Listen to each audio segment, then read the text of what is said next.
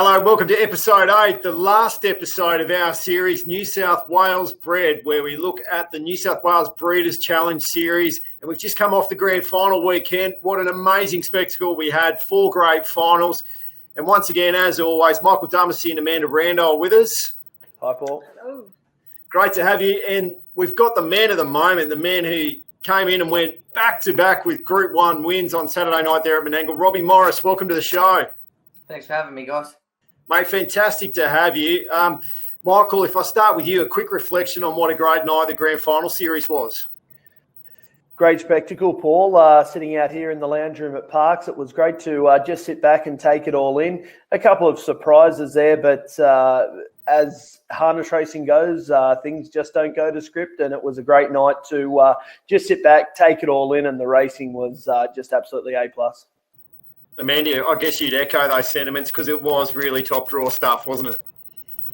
It was. We had a mix of everything as well. We had the upsets, we had the favourites deliver, we had Australasian records, so we definitely had it all. It was very exciting to watch. Well, we had a script and we've talked about it a lot over the past 8 weeks of this show, and a lot of it revolved around Jared Alchin's star duo, My Ultimate Byron and My Ultimate Ronnie. But then along came My Ultimate Robbie to come in and tear up that script in the 2-year-old final for the Colts and Geldings. Robbie, what a performance. The market didn't really like you. Market didn't like the horse, and yet you said, bugger that, I'm coming in and I'm taking this with Tim's a trooper. Well played. What a drive. You must be stoked with how it played out. Yeah, really happy for, obviously Grant Dixon and Trista Dixon to train him, and Kevin and KC more really big owners of Grants, and they deserve this. But yeah, look, he's been down here for probably the last 3 weeks or a month, and just due to COVID, Grant couldn't get here. But look, I think the whole way through the series, he was probably the only horse that didn't have to go to the well all the time. He sort of was lucky enough to qualify by a 3rd in the heat, 3rd in the semi, and he really peaked on game night, and we'll really wrap with him. I thought it was a great drive. You seemed to find your mark. You just picked them off one by one. And when you wanted that horse to go, it really responded for you. Ryan Phelan and I were talking there after the race, and, hindsight's a great thing when it comes to racing and looking back on races. But he was saying, he considered Tim's a Trooper as the one that was really unders and thought that it was a much better horse than what the market gave it. What sort of feel did you have going into the race? How confident were you? Oh, look, I think whenever you're going up against classy 2-year-olds like we were the other night, you can never be too confident, but, we were pretty chilled out, and we knew the horse was good, and his work had been super, and even his semi-final run, I don't really know why anyone paid attention to it, but he come from a long way back there and finished on My Ultimate Ronnie's wheel, running 3rd, and probably one more stride, he gets small tees. He probably was a little bit the forgotten horse, but Grant always said that the horse will get better, and he was spot on. He was really good. I saw you walking out, just going out for that race, and I remember walking past you, and you just had this smile on your face like you didn't have a care in the world. And I remember saying to you, mate, could you be any more relaxed? You really were just in a zone going into that, weren't you? And it looked that's the way you approached it. It was just another race. Yeah, well, I think I've been very fortunate in probably not a very long career, but I've been very fortunate to drive a lot of nice horses in big races. And I find for me, everyone's different, but I find for me, if I just can keep myself, my normal larrikin self and have a joke and a laugh, I tend to go out there. And at the end of the day, I know the money's bigger and all that and the hype about it, but the green light still turns on like every other race and the gates fall back. So I don't like to overthink anything. I just like to do my job, and unfortunately for me, Saturday night it come off. Michael, is this the perfect example of a horse that just continued to progress through the series and as Robbie said before, peaked for the final, whereas opposed to Jared's 2 were probably good from the onset and then had to maintain that momentum right the way through if they wanted to win the series when it all counted? Paul, Tim's a Trooper was super on the night. There was word getting around that My Ultimate Byron hadn't settled as well into the retention barn as they did expect or would hope, and he'd probably run his race before he'd gone out. It looked that way. He was still very good in running second. He led from out wide. He had to do a power of work, but Tim's a trooper. He's been travelled down from Queensland. He's been able to settle into a new environment. So that wasn't a worry to him. He'd been well travelled, and the way he reeled off that last quarter, he really looked like a horse that was in the zone, and he was very good. My Ultimate Byron, he was still good in running second and probably got in the way of My Ultimate Ronnie a little bit in the run to the line, and he ended up in third. But, all credit goes to the winner. Amanda, they both the Jareds drew wide and both did a ton of work to try and get to the front. Do you think that was counterproductive when it push came to shove right there at the end? With the results that we've seen now, yes. Prior to the race, we always knew they were going to work hard. Both horses have proven that they can do it hard early and still finish it off at the end. So it was a bit of a surprise. But, yeah, they did go 26 flat that first quarter. It is very taxing on horses, and it's been a big preparation for both of Jared's horses. But Tim's a trooper. He certainly was that. You see where he was, in heading back into in the back turn, he was third last. So you watch the replay and you think, how does this horse win from there? And the middle half wasn't overly quick. It was solid, but it wasn't overly quick. And it just goes to show just how strong that horse was for that final. Robbie, when did you know that you had a horse that was potentially going to win this race? Yeah, probably. It didn't go to plan early. And I sort of ended up a couple of pairs further back than I sort of wanted to. I definitely wanted to be on the fence for at least a good first 1,000 of it, which I got there. I just didn't want to be that far back. But as soon as I sort of was able to get him to sort of 1 out 4 back, and I produced him over the wheel of the horse in front of me, I probably knew within 10 steps of him moving, he was going to get him. You could just see that everything was off the bit and feeling for. And when I was able to get him out, he let down really good, and I sort of knew straight away that he was going to get him. Yeah. Well, Amanda and Michael, as you know, I sent you a text message Saturday morning. Had a dream. Stupidly, this job must be getting to me. And I had a dream about this particular race, and Ronnie gets swooped on the inside by My Ultimate Ronnie and Smaltese and lost the race. Now, I turned up on Saturday night, was telling some people, and Jared overheard, and he said, I had a dream too, and you don't want to know what happens in my dream, but something wins. Now, I found out after the race, the winner of the race in Jared Alchin's dream was Tim's a Trooper. How spooky is that? I wish we had some mail on it, Amanda. Yeah, so do I, especially the price he flew out to. I wish, now I want to know all of Jared's dreams, actually. I'm sure you do. I don't. And look, I must admit, I had the blinkers on when it comes to Tim's a Trooper. I was very focused, all in the hype of My Ultimate Ronnie, My Ultimate Byron. So I definitely had the blinkers on. I'm guilty of that. Watching his preparation, he did earn that win. It wasn't it shouldn't have been a complete shock, but here we are talking about it as it was. But Robbie, he's been confident, and the horse, he did all the work and got the reward. I think that's racing, isn't it? We always find the winner after the event. As we said, My Ultimate Byron, My Ultimate Ronnie did run second and third. Just a quick comment. Obviously, Smaltese had a great campaign. It was one of those campaigns that sort of stopped and started and did a ton of work just to get to the final. Probably ran out of gas when it mattered most. All Stars Frankie and Clayton Harmey had 3 horses which were in that race. He was absolutely gutted after the race that they didn't quite deliver on the expectations and the hopes that he had. But ultimately, a pretty good 2-year-old Colts and Geldings final. If we have a look at the fillies, Amanda Madrid, what a star she is. Yeah, she certainly is. She's got great gate speed and she had the good draw. So she had a lot going her way in that final, but she certainly delivered. And it was nice to see. She's a filly by Bling It On, and it's nice to see Bling It On notch his first Group 1 winner as a sire. And it's nice. I watched Bling It On win and race at Menangle and race all over the country. And it's nice to now see his progeny doing that. So it does make me feel a little bit old, but it's nice to see breeders supporting our local product and our local colonial stallions and getting these results. Michael, we kind of narrowed this down, and it did play to how we expected this one. This was the one that went went as we expected. Silk Cloud second, Captain's Queen for Brad Hill was third, Martini Stride, Miss X. They were kind of the five that we narrowed it down to in the show last week, and it did run almost to market order with this one, didn't it? It definitely did, Paul. The winner was Super Madrid. Take nothing away from her, and congratulations to Travis O'Grady, who cashed in and bought the horse just before the series started. It turned out to be a really, really good result for them, and the mail is that they turned one out at Menangle on Saturday night, which is great to see. That's what it's all about.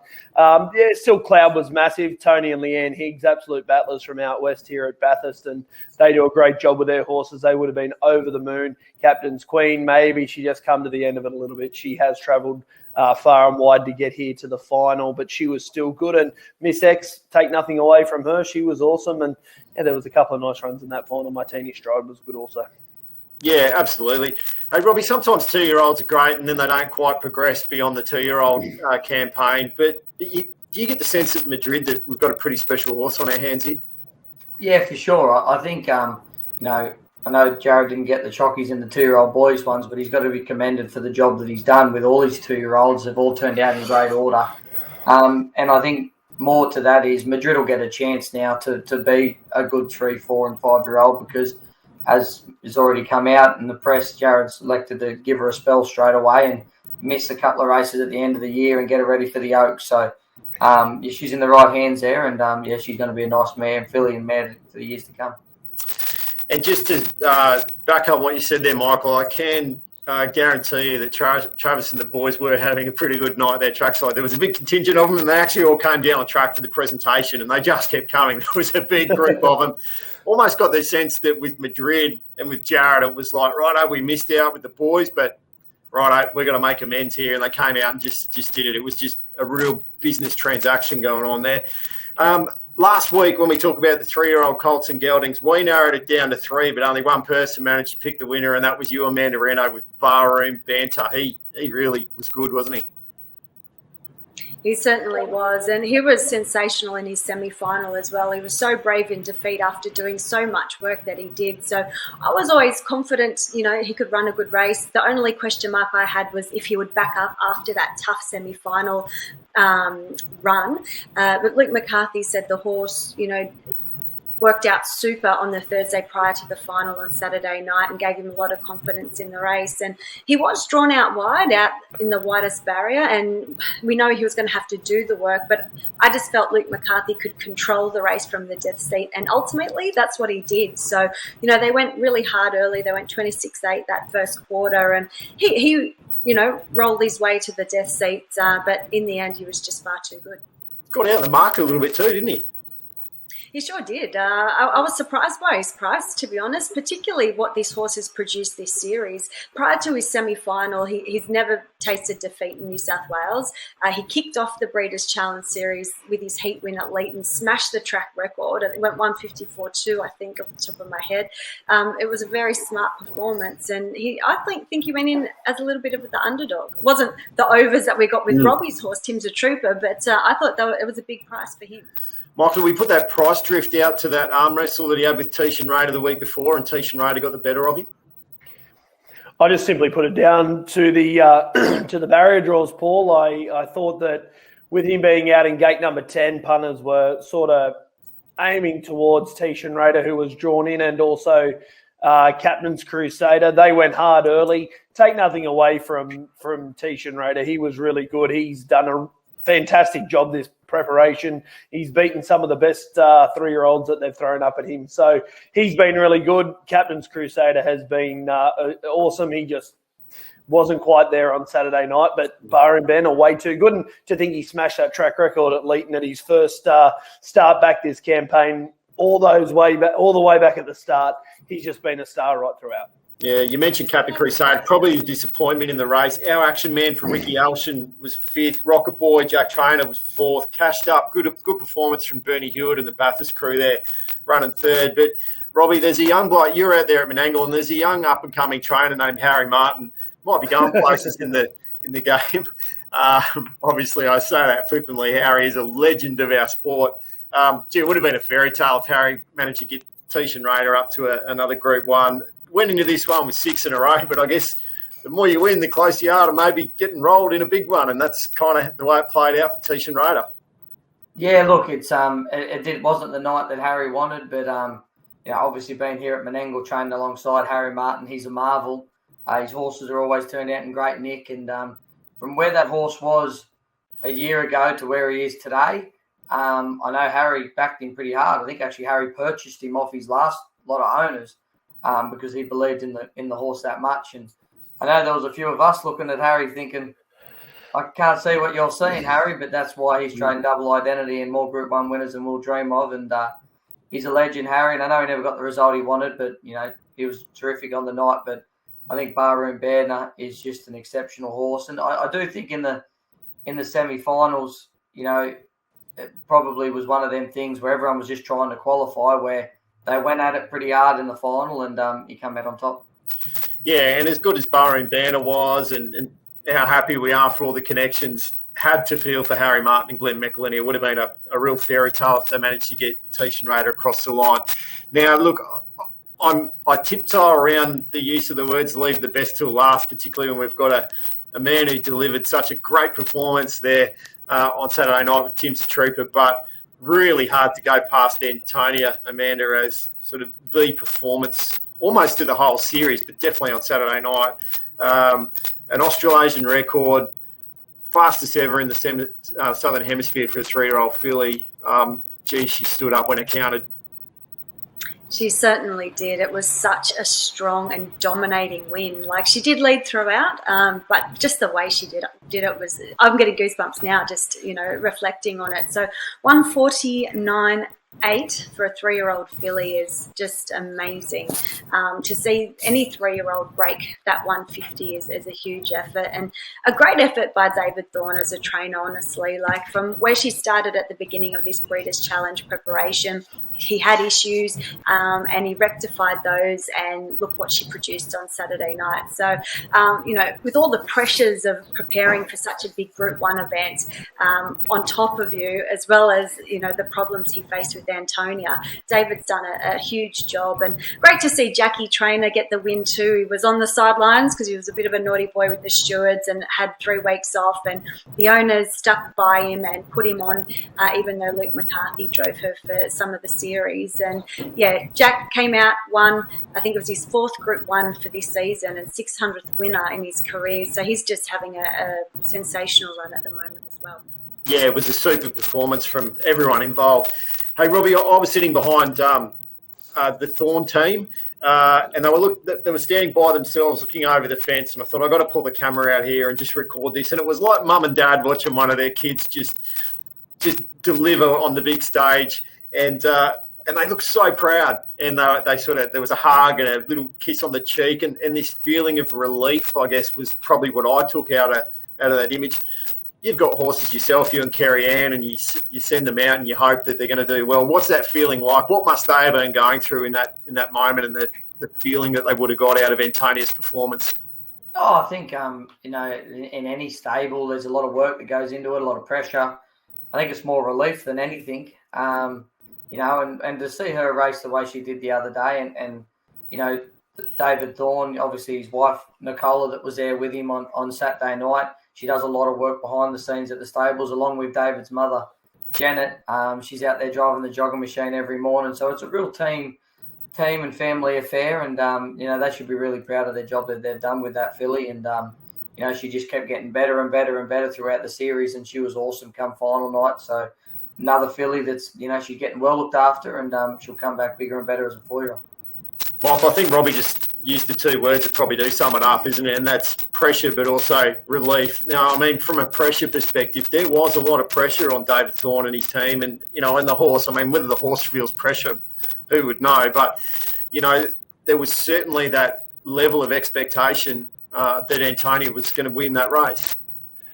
I think the level of expectation started at Penrith when she went around a short price favourite in her heat. She failed. She ran 3rd. Things didn't really go right for her. She was a bit not underdone, but she pulled up with a few little problems. The bloods weren't quite right. So Thorny went back to the drawing board. She won a heat dominantly at Menangle. She came out and won the semi-final well, and now she's come out and broke 150 in a final. We said last week she was always going to be better on game day. She is a lot better filly into a final. We've seen that right throughout her career. She goes to the paddock now, and she'll enjoy a nice break and come back and aim up at a Ladyship Mile. But I guess it's a little bit disappointing that we won't get to see her take on the better ones in Victoria, Ladies in Red and Co down there, but Tough Tilly and Better Twist. But she'll be a lot better as a 4-year-old, no doubt, Antonia. And it's a bit scary to think that we may have another mare that is going to come back and break the clock and give the boys a bit of a scare when it comes to these bigger races. Well, she's putting a serious record together and a serious bank balance for her connections. So well done to everyone involved with Antonia. Just to round that out, Better Be Kept was pretty good, running second for Mick Doltoff. Chris Geary had a really good night, just getting some horses into some placings there in those finals. Chrissy Chick for Jason Grimson was good. Ballerini was great for Bernie Hewitt. Really good to see the Hewitt team come up from Bathurst and do so well on the night. Robbie, I guess probably the obvious answer to this question, what was your highlight of the series, is probably the win on Tim's a Trooper. But anything else that kind of really, really sticks out from what has been a fantastic 8 weeks of the Breeders' Challenge Series? Oh, I think, obviously Tim's a Trooper was a great thrill for my team and also the Dixon team. But I think through everything, probably all the trainers, it wasn't easy through COVID to get our runners where we needed to be, and to see everyone turn out their horses in such great order. All the horses that won each final were terrific, and like you said earlier, Bernie Hewitt, the trainers coming from each different area and regions and coming together on Saturday night, and they all held their heads up high. So I think just everyone coming together on final night and being able to get through the COVID situation, I think everyone deserves a good strong pat on the back. Mick, I know your heart was crushed when Chappie Street North didn't manage to make it through that first round of heats. But you had some great tipping performances throughout this show over the 8 weeks. You tipped this head turner at good numbers. The Stain, I know you were pretty bullish about, and the Stain was a great achiever throughout this series. What's your highlight?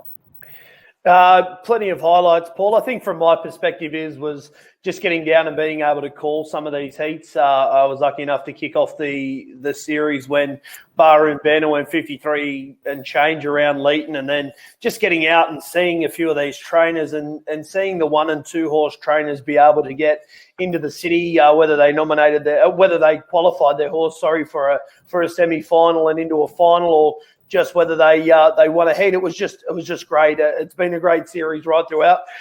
Sorry, my headline act, I think, would be Antonia, though. She was just superb there on Saturday night, and the way she broke the clock and broke their hearts. She was just sensational. But a really good series throughout, and just a big hats off to all the breeders also that had winning horses throughout the series. I know, as we all do, that breeding is the life of our sport, and we need people to be breeding horses, or there won't be horses to race. And when we do see a good series like that, naturally it'll progress into horses going to the sales and owners wanting to be a part of it. So it's just really good to see. Yeah, Amanda, what about for you? I know you loved Antonia's performance as well. It's really hard to go past, isn't it? Yeah, it certainly is. And just her whole preparation, where she started at the beginning of this Breeders' Challenge Series to the final and what she produced on Saturday night. So she's definitely my highlight. Also think Barroom Banter setting that track record at Leeton to open up the series was fantastic and so great for the sport. It brought so much attention to one of our regional tracks in Leeton, and that was just, this is what the Breeders' Challenge is about. It's about sharing the success stories right around the state. Just to go back to the finals, some hard luck stories with Tejan Raider. I saw in the stewards' comments his earplugs didn't release, so that's a bit of an upset story for him. Rocket Boy flew home in that Barroom Banter final. He went 53.7. He was the fastest last half of that race, and Major Bracken as well went 53.9. So some hard luck stories there. All Stars Frankie in Tim's a Trooper's final went 54.9, so that was a huge run.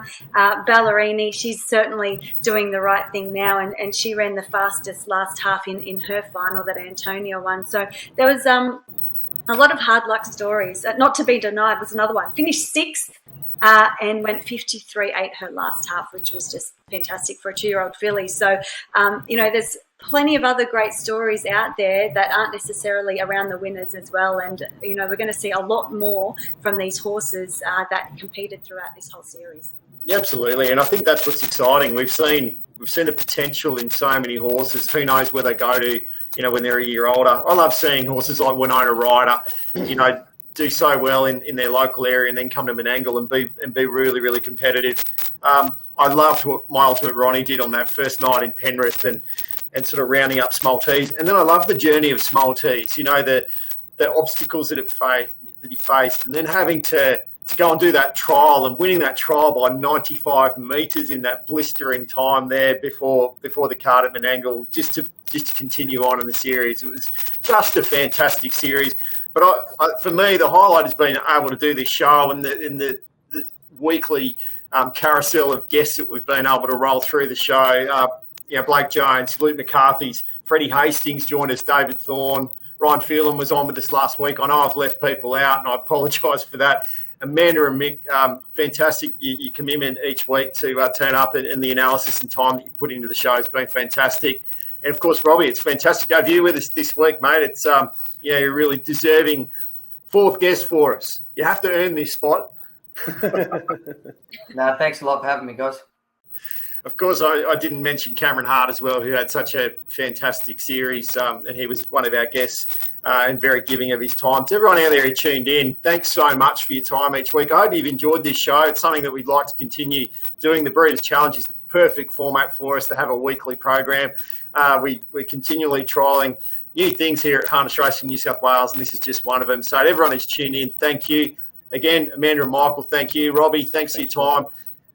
I hope to bring you more great content down the track. But until next time, we'll see you then. Bye-bye.